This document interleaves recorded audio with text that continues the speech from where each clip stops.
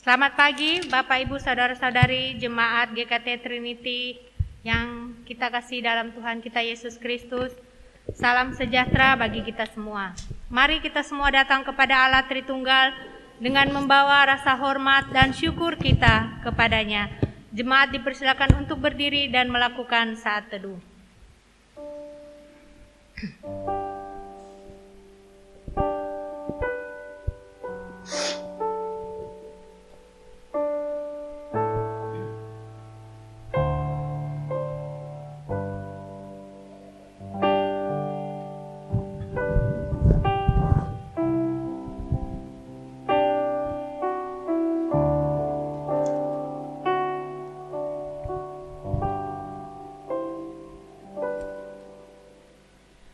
Ibadah kita hari ini dimulai dengan satu pengakuan bahwa pertolongan kita datangnya dari Allah yang menjadikan langit dan bumi beserta segala isinya dan yang tidak pernah meninggalkan hasil perbuatan tangannya. Turunlah kiranya atas kita sekalian kasih karunia dan damai sejahtera dari Allah Bapa, Anak dan Roh Kudus. Amin. Mari jemaat sekalian kita memuji Allah Tritunggal dengan menyanyikan KPPK nomor 309, Bapa di sorga hatiku bersyukur.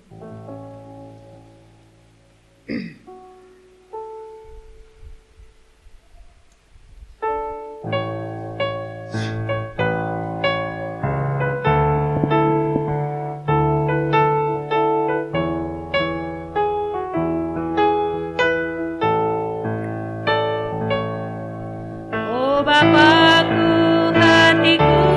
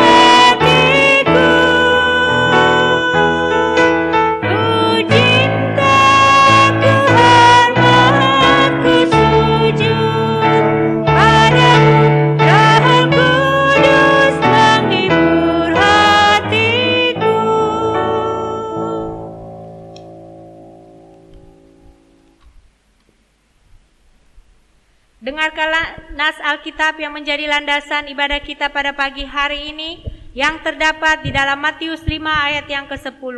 Berbahagialah orang yang dianiaya oleh sebab kebenaran, karena merekalah yang empunya kerajaan sorga. Jemaat dipersilakan untuk duduk. Mari kita memuji Allah dengan menaikkan pujian dari KPPK nomor 322 ke tempat lebih tinggi.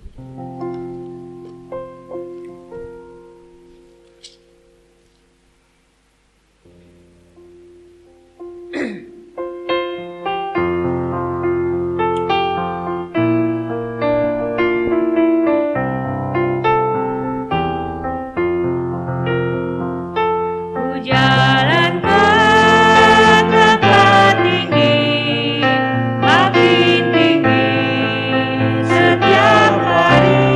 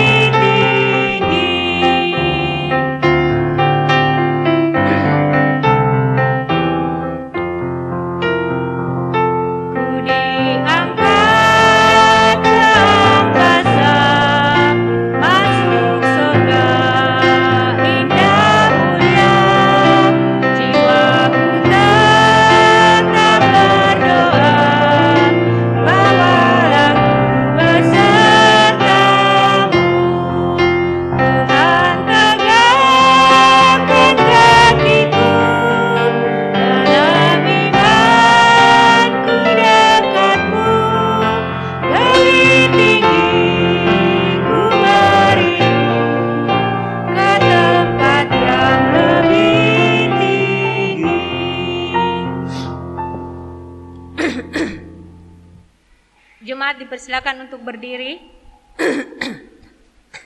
Di hadapan Allah kita mengakui akan segala perbuatan dosa yang telah kita lakukan di hadapannya.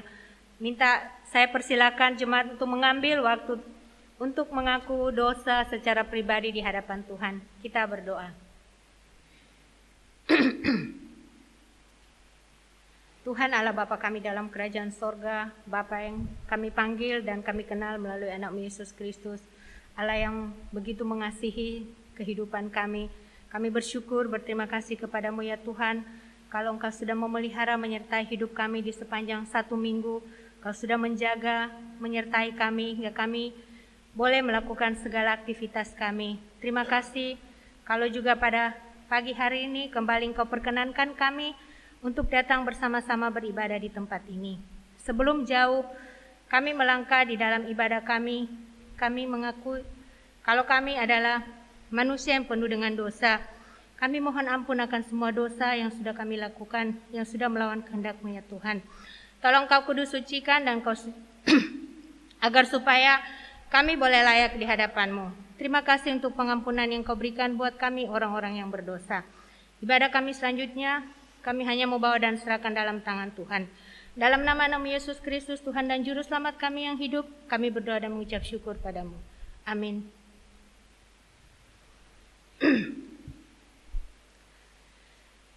Jemaat sekalian, dengarkanlah berita anugerah bagi kita yang mengaku dosa kepada Allah.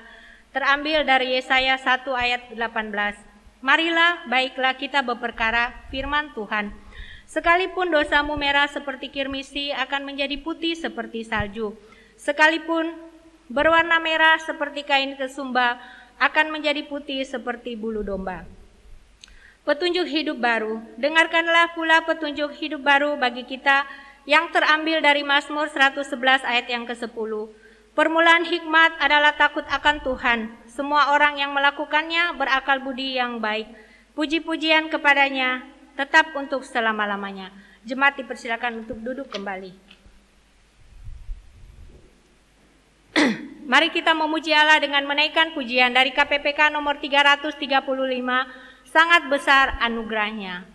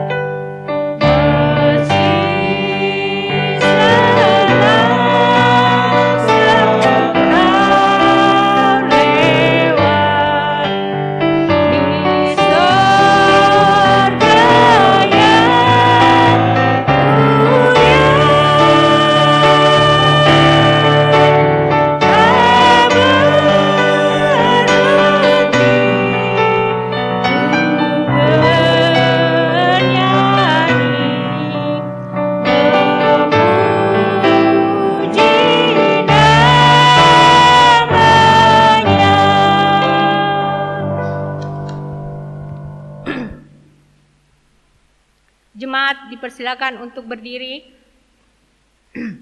Bersama-sama kita akan mengikrarkan pengakuan iman kita kepada Allah Tritunggal seturut dengan pengakuan iman rasuli yang berbunyi demikian. Aku percaya kepada Allah, Bapa yang Maha Kuasa, Khalik langit dan bumi, dan kepada Yesus Kristus, Anaknya yang tunggal Tuhan kita, yang dikandung daripada Roh Kudus, lahir dari anak darah Maria, yang menderita sengsara di bawah pemerintahan Pontius Pilatus, disalibkan, mati dan dikuburkan, turun ke dalam kerajaan maut. Pada hari yang ketiga, bangkit pula dari antara orang mati, naik ke surga, duduk di sebelah kanan Allah, Bapa yang Maha Kuasa. Dan dari sana ia akan datang untuk menghakimi orang yang hidup dan yang mati. Aku percaya kepada Roh Kudus, gereja yang kudus dan am, persekutuan orang kudus, pengampunan dosa, kebangkitan tubuh, dan hidup yang kekal. Amin. Doa syafaat dipimpin oleh Evangelis Michael.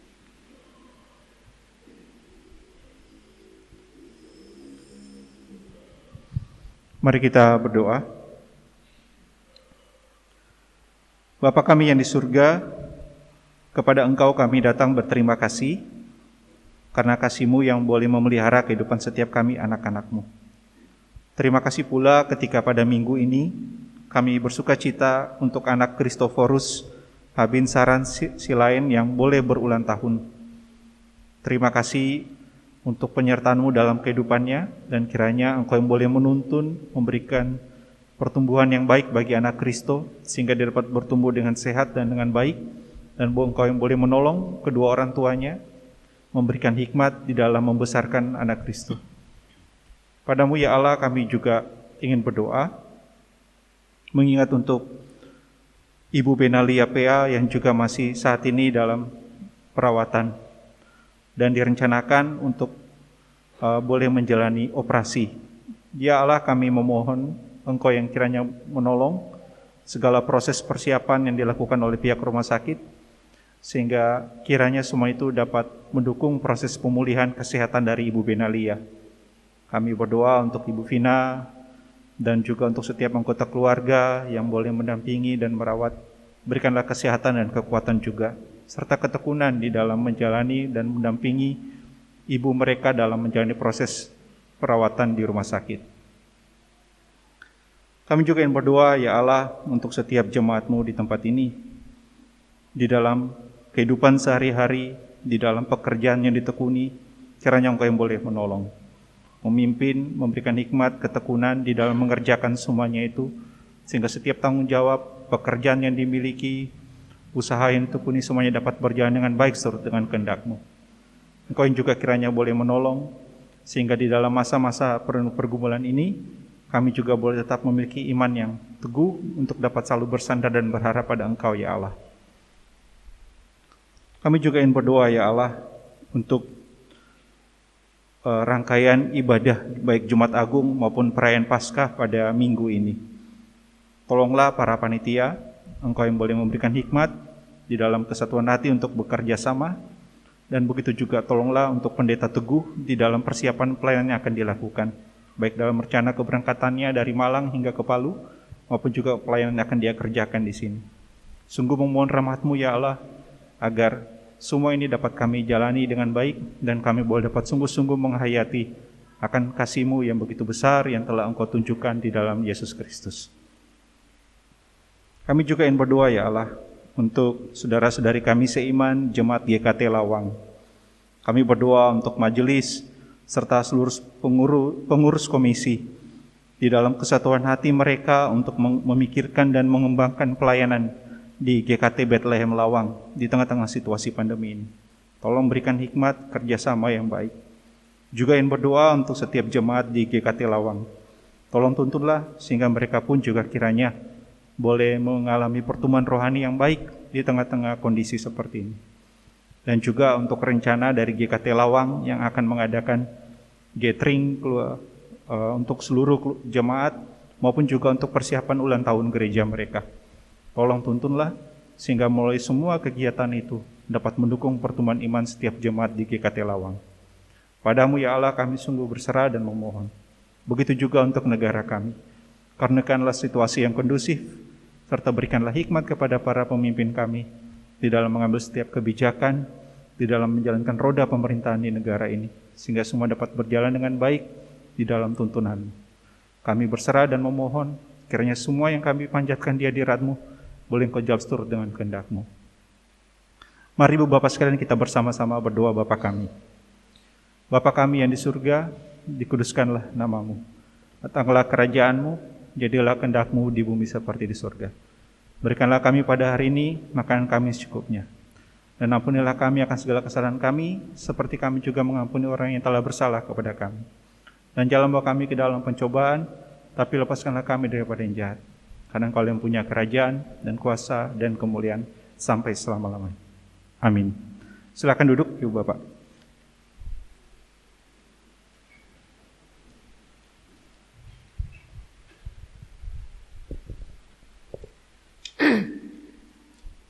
Saat ini kita akan merenungkan firman Tuhan bersama-sama. Oleh karena itu, marilah kita mempersiapkan diri kita melalui pujian yang akan kita nyanyikan dari KPPK nomor 369, Kirimlah Terang-Mu.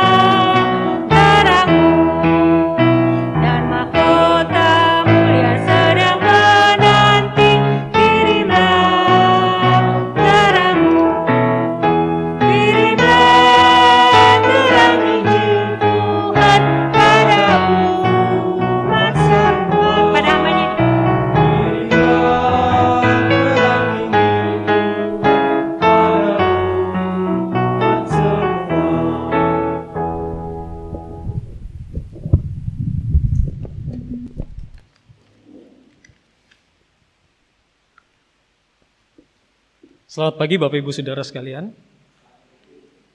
Adalah satu sukacita kalau hari ini kita boleh kembali bersama-sama untuk datang beribadah di rumah Tuhan.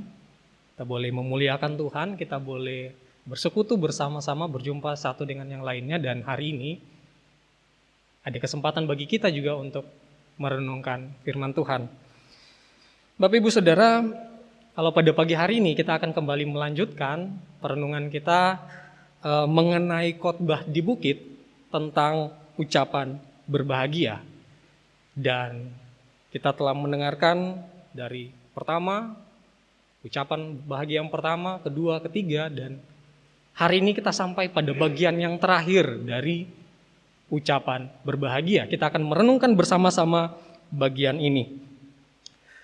Dan sesuai dengan tema yang telah dicatat di warta, kita hari ini akan merenungkan tentang berbahagialah orang yang dianiaya. Mari kita buka Alkitab kita di dalam Matius, pasalnya yang kelima.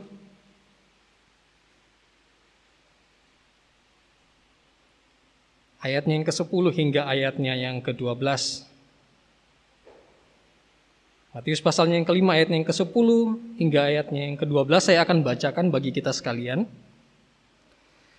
Berbahagialah orang yang dianiaya oleh sebab kebenaran, karena merekalah yang empunya kerajaan sorga.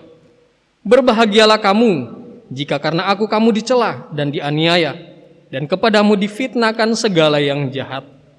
Bersukacitalah dan bergembiralah, karena upahmu besar di sorga. Sebab demikian juga telah dianiaya nabi-nabi yang sebelum kamu. Berbahagialah bagi kita yang membaca, merenungkan, dan melakukan firman Tuhan dalam kehidupan kita setiap hari. Bapak Ibu Saudara, sebelum kita masuk dalam perenungan kita pada pagi hari ini, saya mengajak kita semua untuk berdoa terlebih dahulu. Mari kita satu dalam doa, kita berdoa. Bapa kami yang bertata di dalam kerajaan surga, kami sungguh bersyukur kepadamu, karena kasih-Mu sungguh amat baik di dalam kehidupan kami. Terima kasih Engkau telah menyertai sepanjang kehidupan kami, dan hari ini ya Allah, ada kesempatan bagi kami bersama-sama untuk merenungkan kebenaran firman-Mu. Tolonglah kami ketika kami merenungkan firman-Mu, sehingga kami boleh menyimak firman-Mu dengan baik. Ajarlah kami sesuai dengan kebenaran firman-Mu, sehingga membentuk kerohanian kami lebih baik lagi ya Allah. Sehingga kami semakin mengenal Engkau di dalam kehidupan kami. Sehingga kami juga terus semakin mengerjakan firman-Mu di dalam kehidupan kami. Siapkanlah tanah hati kami ya Allah ketika mendengarkan firman-Mu, sehingga firman-Mu boleh tertanam dengan baik di dalam hati kami.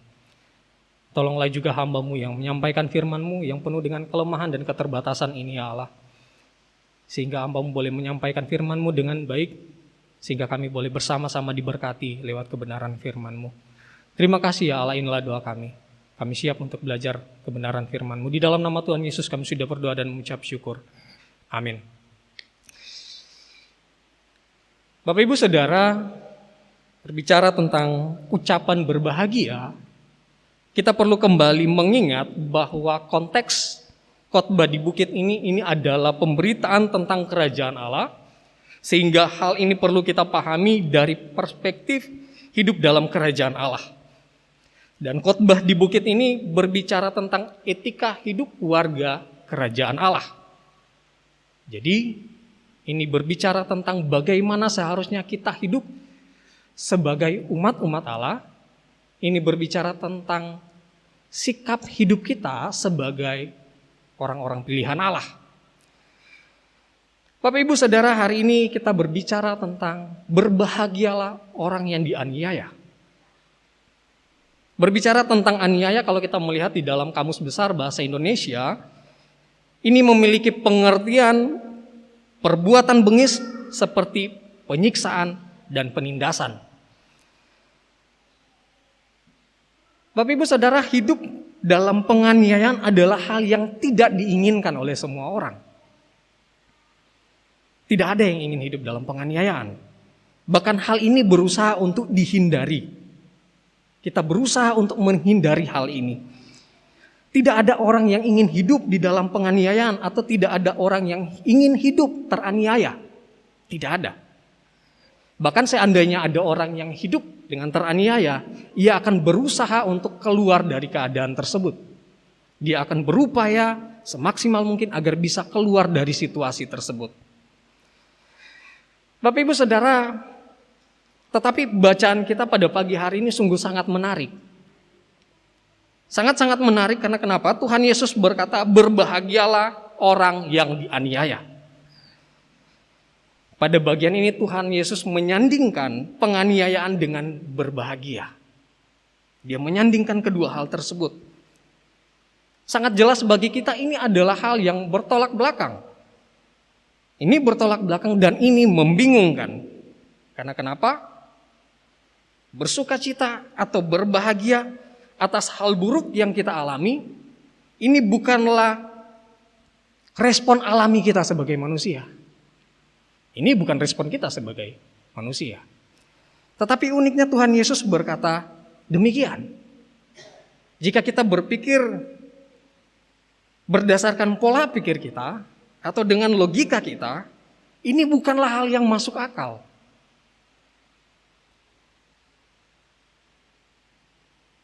Karena kenapa? Mana mungkin ada orang yang berbahagia karena dianiaya. Bagi kita orang yang dianiaya itu tidak enak. Situasinya tidak baik, tidak senang. Yang pasti hidupnya menderita. Tertekan. Bahkan orang yang menderita seharusnya dikasihani. Dan sebagainya. Sangat-sangat jelas di dalam pemikiran kita, mana mungkin ada orang yang dapat berbahagia karena dianiaya. Tetapi uniknya Tuhan Yesus berkata demikian. Dan dia menegaskan itu kepada kita sebagai umatnya. Tuhan Yesus berkata dengan tegas, orang yang dianiaya adalah orang yang berbahagia. Bapak Ibu Saudara, apa yang Tuhan Yesus ajarkan ini adalah hal yang begitu mengejutkan dan tidak terduga. Mungkin kalau kita pertama kali membaca bagian ini, ketika awal kita membaca bagian ini, kita juga pasti akan kaget. Mungkin kalau sekarang kita sudah biasa membaca bagian ini. Tetapi kalau pertama kali kita membaca bagian ini, kita pasti akan kaget. Karena kenapa? Ini membingungkan. Orang yang berbahagia karena dianiaya. Terutama bagi orang Yahudi pada waktu itu. Ini adalah hal yang mengejutkan dan juga sangat-sangat membingungkan. Karena kenapa? Sebab di dalam pemahaman mereka, penderitaan adalah hukuman daripada Allah. Orang yang menderita adalah orang yang dihukum oleh Allah. Sehingga ini sangat mengejutkan bagi mereka dan membingungkan bagi mereka. Dan mungkin karena hal itulah Tuhan Yesus menekankan dan menegaskan ide tentang berbahagia ini. Kalau kita melihat di dalam pembacaan kita pada pagi hari ini tentang kalimat berbahagia. Berbahagia itu muncul 2 kali. Bahkan diikuti dengan kalimat bersukacitalah dan bergembiralah. Bersukacitalah dan bergembiralah.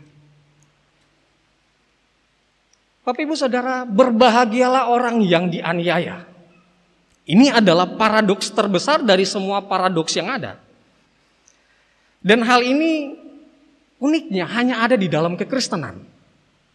Keunikan ini hanya ada di dalam kekristenan. Akan tetapi dalam hal ini penganiayaan atau penderitaan yang dialami bukanlah aniaya atau penderitaan yang sembarangan. Kita perlu membedakan penganiayaan atau penderitaan yang dimaksudkan Tuhan dalam hal ini dengan penderitaan karena kesalahan atau karena dosa. Pada bagian ini, aniaya yang dialami bukan karena melakukan suatu kesalahan. Mungkin salah satu contohnya mencuri misalnya. Mencuri motor terus dikejar sama warga, didapat, ditangkap, dan dipukuli oleh massa. Dan berkata, saya berbahagia karena saya dianiaya. Bukan yang seperti itu. Bukan yang seperti itu. Itu menderita karena dosa. Itu menderita karena kesalahan kita sendiri. Bapak Ibu Saudara, ini bukanlah yang dimaksudkan. Bukan yang seperti itu. Tetapi pada bagian ini, klasifikasinya itu sangat jelas. Sangat jelas Tuhan katakan dalam hal ini. Apa saja itu? Yang pertama, dianiaya atau menderita oleh sebab kebenaran. Bapak Ibu Saudara, sebagaimana yang telah kita renungkan pada waktu yang lalu, kebenaran ini merujuk kepada gaya hidup yang benar, yang selalu memikirkan kehendak Allah, yang selalu mencari apa yang Tuhan inginkan di dalam hidup. Kalau kita melihat di dalam terjemahan bahasa Indonesia sehari-hari, bagian ini dikatakan seperti ini. Berbahagialah orang yang menderita penganiayaan karena melakukan kehendak Allah. Atau menaati apa yang menjadi kehendak Allah. Pada bagian ini sangat jelas menunjukkan suatu pengertian aniaya atau pengertian dianiaya karena melakukan satu kebenaran. Ini bukan karena melakukan satu kejahatan, tetapi dianiaya karena kebenaran oleh karena bertindak sesuai dengan firman Tuhan, bertindak sesuai dengan kebenaran firman Tuhan, dan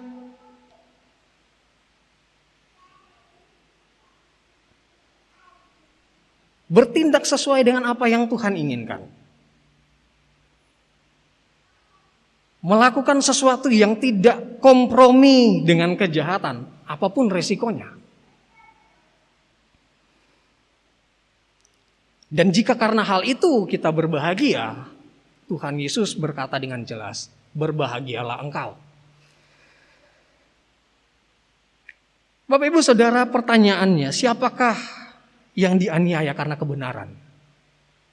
Jawabannya sangat jelas adalah mereka yang dianiaya karena kebenaran adalah orang-orang yang telah mengenal kebenaran, yang telah tahu kebenaran, orang-orang yang sudah menerima kebenaran itu di dalam hidupnya, dan juga orang-orang yang mau hidup bagi kebenaran itu sendiri.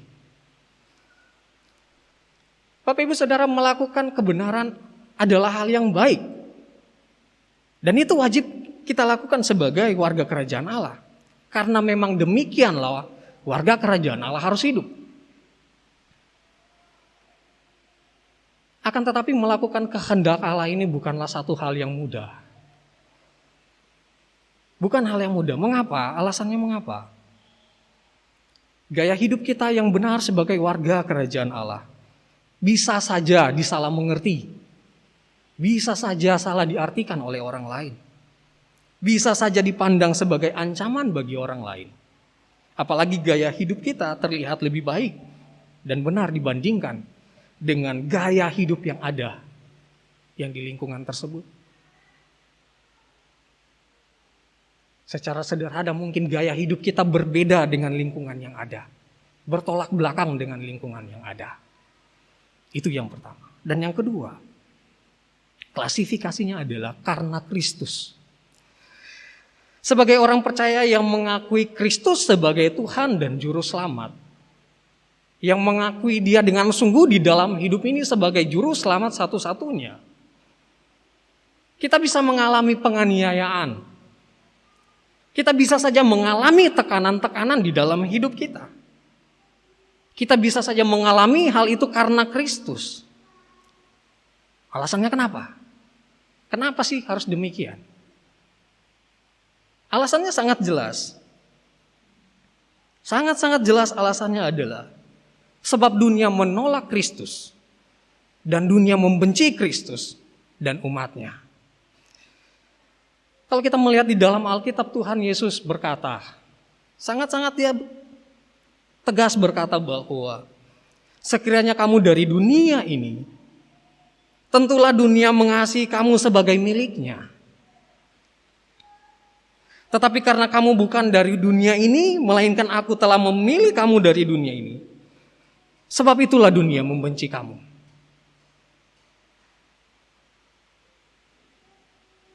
Sebagai pengikut Kristus, dunia bisa saja menyakiti kita. Kita bisa saja teraniaya, kita bisa saja tersakiti karena Kristus. Alasannya sangat-sangat jelas, karena kenapa? Dunia membenci Kristus. Sehingga dengan demikian kita pun sebagai pengikut-pengikutnya menerima hal yang sama. Bapak Ibu Saudara, yang jika kita simpulkan kedua hal ini, kalau saya mau simpulkan secara sederhana berarti kita dianiaya adalah karena iman kita kepada Allah dan karena orientasi hidup kita yang benar di hadapan Allah sesuai dengan kehendaknya. Bapak Ibu Saudara, pada bacaan kita hari ini di ayatnya yang ke-11, dan kalau kita juga melihat di dalam Lukas 6 ayatnya yang ke-22, menunjukkan kepada kita bahwa penderitaan itu bisa ada dalam berbagai bentuk, bisa beraneka ragam. Bisa aniaya secara fisik, dan juga bisa aniaya secara verbal. Kalau kita melihat susunan-susunannya di sana dikatakan yaitu dicela, difitnah, dianiaya, dikucilkan, dibenci, ditolak, dan lain sebagainya. Kalau kita melihat di beberapa berita yang telah lalu, kita bisa menyaksikan jemaat Tuhan mengalami penderitaan, mengalami penganiayaan. Itu muncul di dalam berita-berita nasional. Kita bisa menyaksikan jemaat Tuhan tidak diizinkan untuk membangun rumah ibadah. Kita menyaksikan rumah ibadah dihancurkan. Kita menyaksikan banyak gereja-gereja yang tidak bisa mendapatkan izin untuk membangun. Bahkan ada yang masuk penjara karena memberitakan Injil. Dan untuk zaman ini, penganiayaan itu bisa datang dari dalam keluarga karena ada di antara mereka yang belum percaya mungkin. Penganiayaan juga bisa datang dari tempat di mana kita bekerja. Atau penganiayaan itu datang dari masyarakat yang mayoritas beragama lain dan lain sebagainya. Bisa datang dari mana saja. Tetapi pertanyaannya bagi kita saat ini, mengapa kita harus berbahagia dianiaya karena kebenaran dan Kristus? Alasannya mengapa sih saya harus berbahagia? Kenapa ketika saya dianiaya, ketika saya mengalami satu tekanan saya harus berbahagia? Alasannya mengapa? Yang pertama, alasannya sebab penganiayaan yang kita alami adalah karunia Allah. Bapak Ibu Saudara, menarik untuk kita perhatikan bahwa dianiaya dan menderita untuk kebenaran dan Kristus adalah satu karunia dari Allah. Homer Kent Jr. mengatakan seperti ini. Kita pertama-tama dipanggil untuk percaya kepada Tuhan. Tetapi kemudian juga dipanggil untuk hidup menderita bagi Tuhan. Sebagaimana yang Paulus katakan. Di dalam tulisannya dia berkata seperti ini. Sebab kepadamu dikaruniakan bukan hanya saja untuk percaya kepada Kristus, melainkan juga untuk menderita untuk Dia. Bapak Ibu Saudara, jika kita membaca di dalam Alkitab, kita akan menemukan berbagai hal atau berbagai macam hal yang dialami oleh setiap rasul dan juga orang Kristen mula-mula. Kita akan menemukan berbagai hal yang mereka alami di sana. Mereka sering kali mengalami banyak penganiayaan. Bahkan Tuhan Yesus Kristus sendiri saja berkata, nabi-nabi terdahulu telah mengalami penganiayaan. Kita tahu bersama para rasul mengalami penganiayaan. Yohanes Pembaptis dibunuh oleh Raja Herodes Antipas. Yakobus saudara Yohanes mati syahid di bawah Raja Herodes Agripa. Petrus dan Paulus juga mengalami banyak penganiayaan, mengalami banyak kesulitan dan lain sebagainya. Bahkan rasul-rasul yang lain. Bahkan umat-umat Tuhan, gereja mula-mula pada saat itu. Kalau kita melihat di dalam 2 Korintus 11 ayatnya yang ke-23 sampai 28. Di sana kita akan menemukan dan kita bisa melihat Paulus menguraikan hal-hal yang dia alami karena kebenaran dan Kristus. Kalau kita lihat di sana dia katakan dia dipenjara, dia didera, dia dilempari dengan batu dan lain sebagainya. Itu semua dia alami karena kebenaran yang dia beritakan dan karena Kristus yang dia ikuti. Bapak Ibu Saudara, aniaya yang dialami oleh orang percaya sebab kebenaran dan Kristus merupakan satu anugerah yang telah Allah berikan bagi orang percaya. Itu adalah anugerah yang Tuhan berikan bagi setiap pengikut-pengikutnya. Seringkali kan kita ketika melihat ada berita orang-orang yang teraniaya, kita berkata, kasihan ya mereka dianiaya. Kasihan ya mereka harus menderita.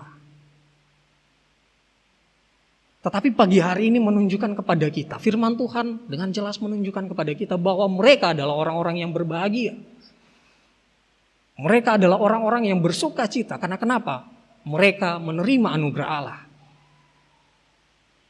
Mereka menikmati anugerah Allah yang begitu besar di dalam hidup mereka. Firman Tuhan dengan begitu jelas mengatakan, memang setiap orang yang mau hidup beribadah di dalam Kristus Yesus akan menderita aniaya. Kalau kita lihat lagi di dalam 1 Petrus pasalnya yang kedua, ayatnya yang ke-19 sampai ayatnya yang ke-21. Firman Tuhan dengan lugas berkata di sana, sebab adalah kasih karunia jika seorang karena sadar akan kehendak Allah, menanggung penderitaan yang tidak harus ia tanggung.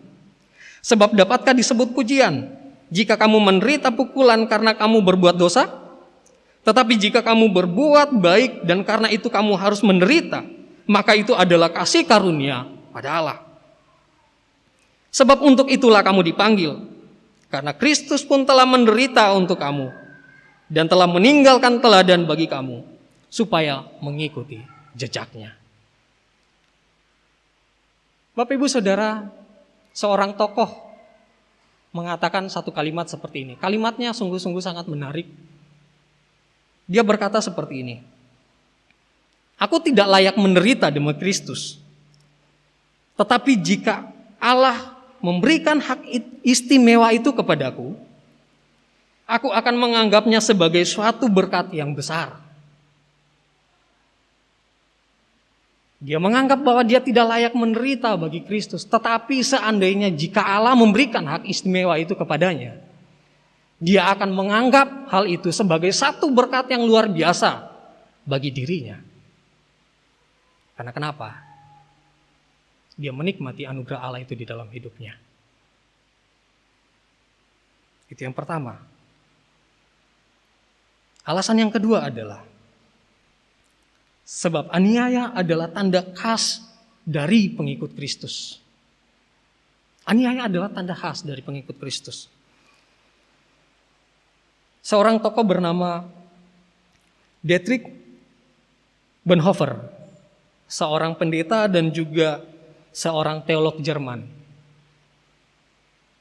Dia memahami bahwa penderitaan adalah bagian yang tak terpisahkan dari kesaksian Kristiani. Dia menganggap hal itu. Dia memahami hal itu dengan baik. Dia memahami bahwa penderitaan tidak bisa dilepas dari kesaksian Kristiani. Bahkan dia menganggap penderitaan itu adalah lencana kemuridan yang sejati. Dalam perjalanan hidupnya dia tidak pernah goyah dalam memperjuangkan atau di dalam perjuangannya menentang rezim Nazi di Jerman. Meskipun dia tahu ada risiko yang harus dia tanggung. Meskipun itu baginya berarti pemenjaraan, ancaman siksaan, bahaya bagi keluarganya, dan yang terakhir, kematian. Tetapi dia memahami hal itu dengan baik. Dia menganggap bahwa penderitaan, seandainya dia mengalami penderitaan, itu adalah rencana bagi dia. Bapak Ibu Saudara, keadaan hina, dikucilkan, difitnah, dianiaya adalah pertanda khas dari murid Kristus. Sama seperti maklumat-maklumat yang lainnya. Lemah lembut, miskin, lapar. Itu adalah tanda khas dari murid-murid Kristus.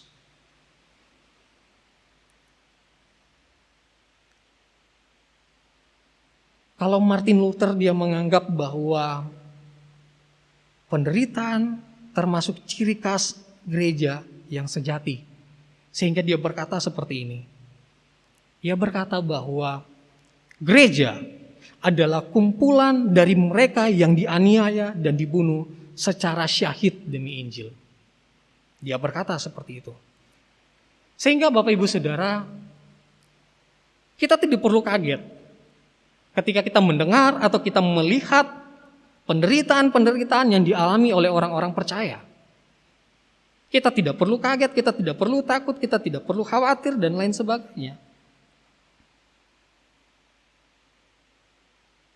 Kita juga tidak perlu heran, tidak usah heran jika kebencian terhadap orang Kristen itu semakin meningkat. Kita tidak perlu heran dan kaget karena hal itu. Tidak perlu kaget. Ataupun seandainya kita sendiri mengalami penganiayaan atau mengalami penderitaan, kita tidak perlu kaget akan hal itu. Dan kita tidak perlu heran. Tetapi sebaliknya, kita malah harus heran jikalau itu tidak terjadi. Tetapi pertanyaan selanjutnya Bapak Ibu Saudara, yang perlu kita renungkan dalam kehidupan kita, yang perlu kita renungkan dalam perjalanan iman kita, yang perlu kita renungkan dalam perjalanan kita mengikuti Kristus. Bagaimana seharusnya kita bersikap dengan penganiayaan dan penderitaan yang kita alami. Bagaimana sikap kita seandainya kita mengalami penganiayaan dan penderitaan itu? Bapak Ibu Saudara,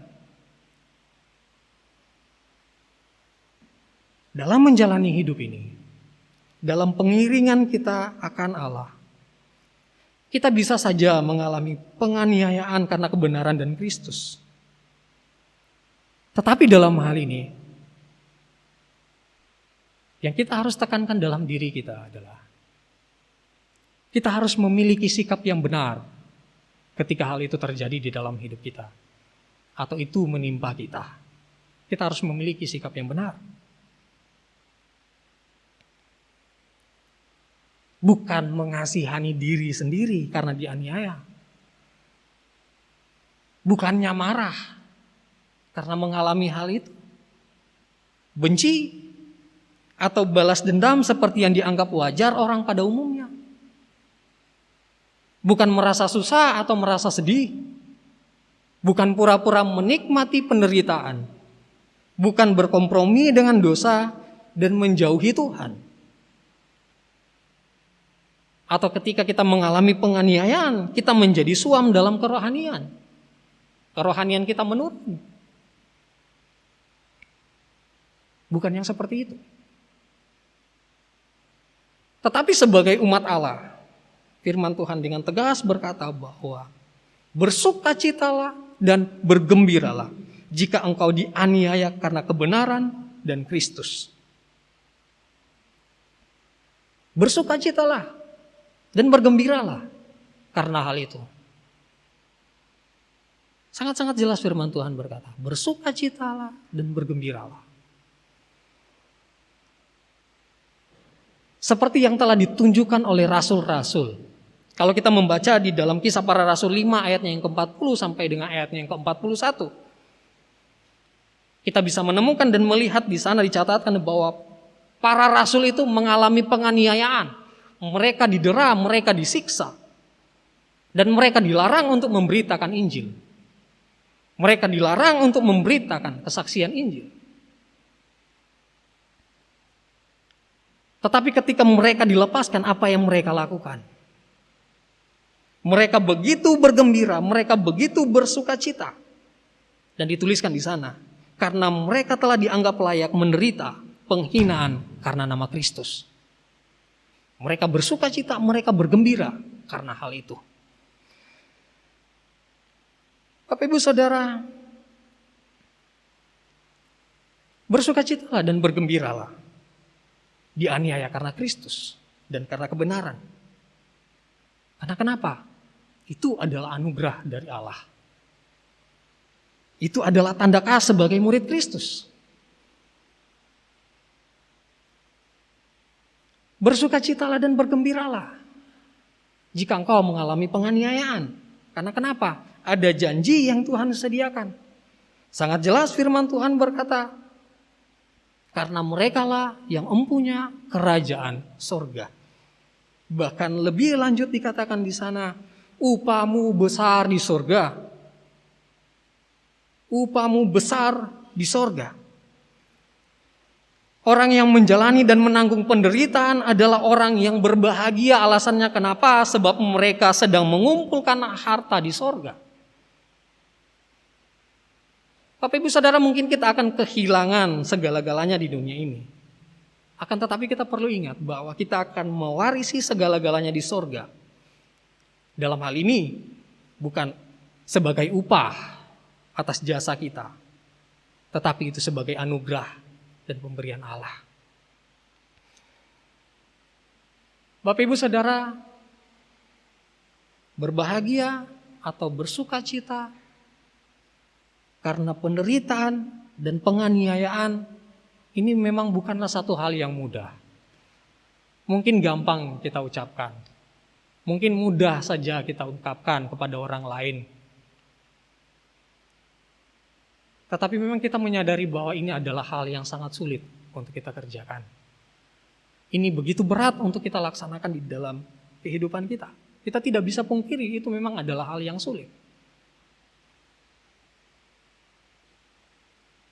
Tetapi kita harus melakukan hal itu. Kita harus mengerjakan hal itu dalam hidup kita. Tetapi pertanyaannya sekarang bagi kita saat ini, yang perlu kita renungkan bagi kita, siapkah kita mengalami aniaya karena kebenaran dan Kristus? Siapkah kita akan hal itu? Atau maukah kita mengalami penganiayaan dan penderitaan karena Kristus dan karena kebenaran? Maukah kita melakukan hal itu? Atau sebaliknya kita hanya lari dan bersembunyi?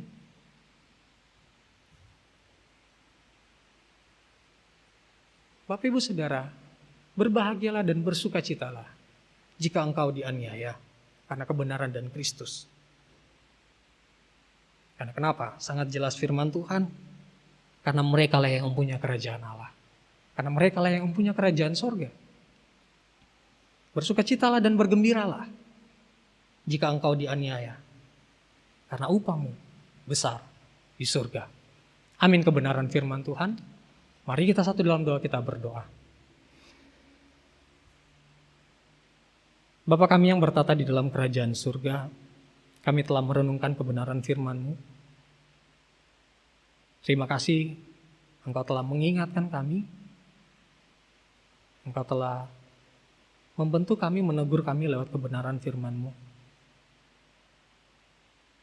Ya Allah, kami sungguh menyadari kami adalah manusia yang penuh dengan keterbatasan dan kelemahan. Sehingga seringkali kami lalai dan tidak mau untuk mengerjakan firman-Mu. Tetapi tolonglah kami ya Allah untuk mengerjakan setiap firman-Mu di dalam kehidupan kami. Melaksanakan firman-Mu dengan sukacita di dalam kehidupan kami.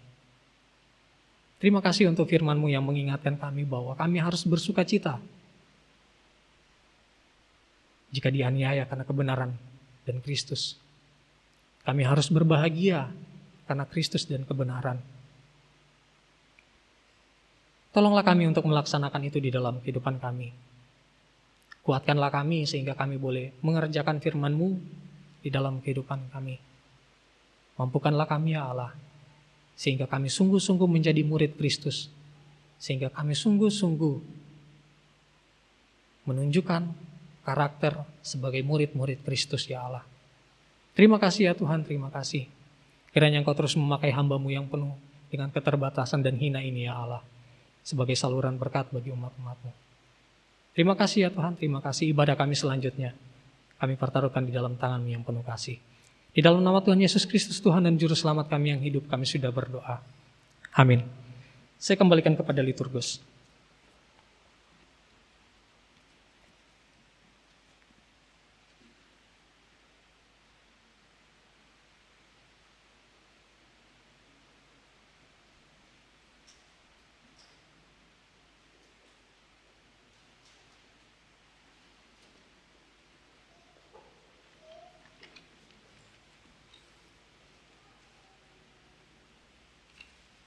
Biarlah firman yang sudah kita dengarkan itu boleh menjadi bagian dalam hidup kita dan memampukan kita untuk melakukan dalam kehidupan sehari-hari. Jemaat sekalian dipersilakan untuk berdiri, kita akan membacakan Katekismus Heidelberg. Minggu yang ke-15, pertanyaan nomor 37. Apa arti kata menderita menurut saudara?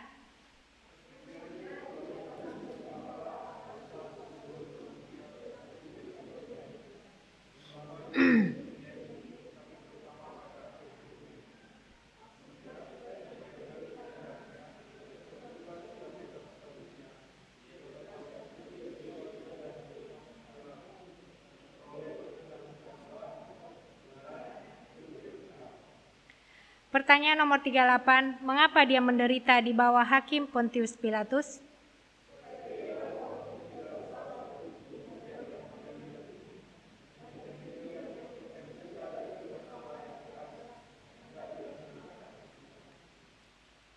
Pertanyaan nomor 39, apakah kematiannya mempunyai arti lebih besar karena terjadi pada kayu salib dibandingkan dengan mati secara lain?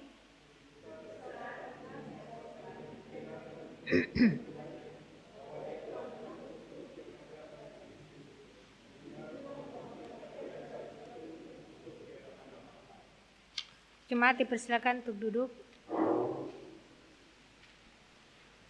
Mari jemaat sekalian, kita akan memberikan persembahan syukur kita kepada Allah. Kita akan menaikkan pujian dari KPPK nomor 354, Ku bersukacita kerja baginya.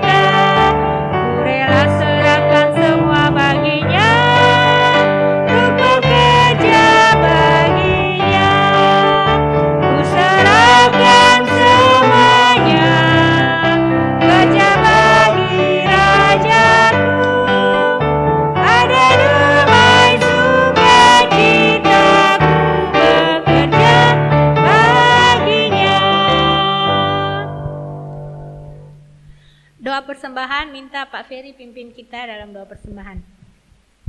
Mari kita satu dalam doa, kita berdoa. Kembali dengan penuh rasa syukur Bapa, kami tertunduk di hadapan-Mu.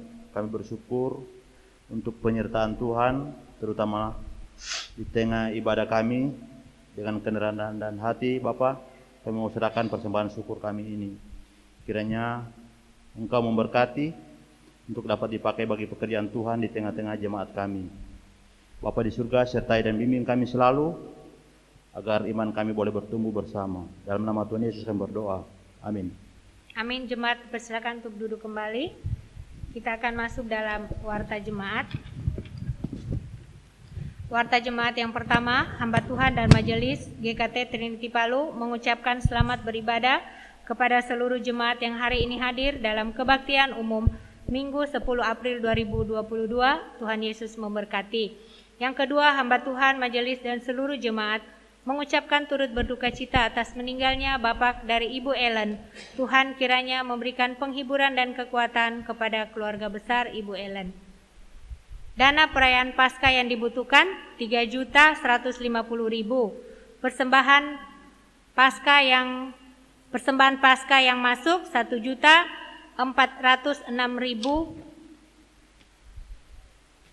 Itu yang masuk sampai dengan tanggal 3 April 2022. Dana perayaan Paskah yang masih dibutuhkan 1.744.000.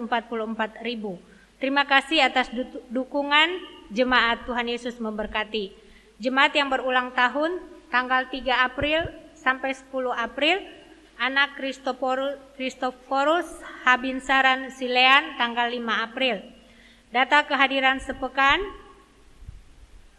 PA 3 orang, Sabtu 2 April remaja pemuda 6 orang, Minggu 3 April sekolah minggu 3 orang, Minggu 3 April kebaktian umum 35 orang. Pokok doa sepekan dapat didoakan di rumah masing-masing. Jadwal kegiatan sepekan, kebaktian umum Jumat Agung 15 April pukul 10.00 WITA. Tema menaati kehendak Bapa, pengkhotbah Bapak Pendeta Teguh Isworo, liturgos Bapak Yefri Yuryanto, pemusik Bapak Calvin, singers Ibu Merliana dan Saudari Naomi, doa syafaat Evangelis Michael, doa persembahan Bapak Yefri Yuryanto, penerima tamu majelis, petugas perjamuan kudus Bapak T. Ivan dan Bapak Ancing Bun. Minggu Paskah 17 April pukul 10 WITA, tema Rajaku Menang, pengkhotbah Bapak Pendeta Teguh Isworo, liturgos Ibu Yeli Anggarai, pemusik Bapak Calvin, singer Saudara Fekli dan Saudari Iren, doa syafaat Evangelis Michael, doa persembahan Ibu Yeli Anggarai, penerima tamu majelis. PA Kamis 14 April di gereja. Pelaksanaan Persekutuan Remaja Pemuda Sabtu 16 April pukul 18.30 tempat GKT Trinity. Petugas pemimpin pujian Saudara Felix, doa syafaat Saudari Natasha, pengkhotbah Lause Frankie. Sekolah minggu dapat dilihat dalam warta. Mungkin ada warta tambahan?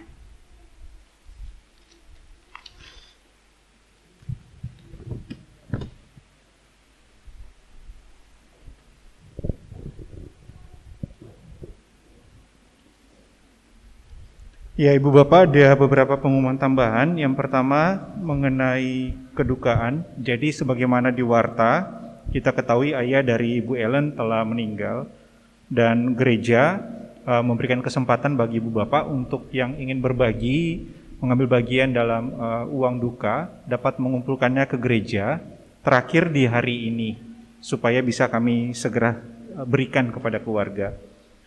Lalu yang kedua, hari Jumat Agung akan ada sakramen perjamuan kudus. Jadi diharapkan kita dapat mempersiapkan diri bagi ibu bapak yang akan mengikuti sakramen. Yang ketiga, bagi panitia Paskah, tadi Bapak Calvin beritahu, jadi akan ada latihan hari Rabu, hari Kamis, dan hari Sabtu. Jadi itu latihan bagi persembahan pujian nanti oleh para panitia Paskah. Jadi ada beberapa kegiatan yang akan difokuskan ke latihan itu. Jadi hari Kamis yang biasanya ada PA, untuk Kamis ini belum ada. Lalu remaja pemuda hari Sabtu ini juga belum ada. Difokuskan untuk persiapan baik untuk ibadah Jumat Agung maupun juga untuk ibadah Paskah. Kiranya boleh jadi perhatian bersama. Yang terakhir bagi sekolah minggu, sebagaimana telah disampaikan oleh Lose Ripka di grup gereja. Jadi hari Jumat Agung nanti guru-guru sekolah minggu akan menyiapkan rekaman ibadah di YouTube bagi anak-anak sekolah minggu supaya orang tua juga boleh dapat mengajak anak-anak menyaksikannya. Lalu hari Minggu Paskah itu kebaktian sekolah minggunya sejam lebih awal, tentu juga disiapkan rekaman ibadah untuk di YouTube. Jadi tetap hari Minggu ada ibadah offline dan online bagi anak sekolah minggu, sedangkan hari Jumat Agung hanya ada ibadah online di YouTube yang akan disiapkan oleh guru sekolah minggu. Kiranya itu boleh jadi perhatian kita bersama-sama. Saya mengajak ibu bapak kita bangkit berdiri. Kita akan menaikkan pujian doksologi.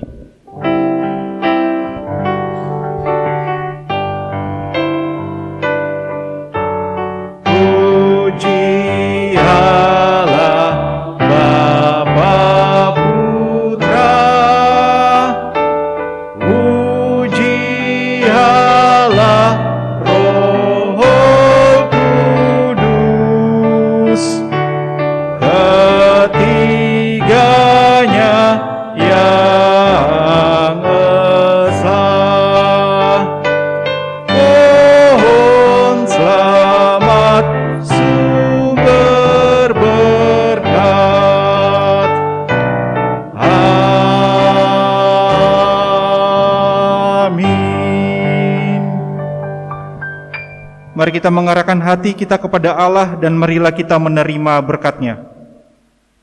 Kasih karunia Tuhan Yesus Kristus dan kasih Allah dan persekutuan Roh Kudus menyertai kita sekalian dari sekarang hingga selamanya. Amin. Amin.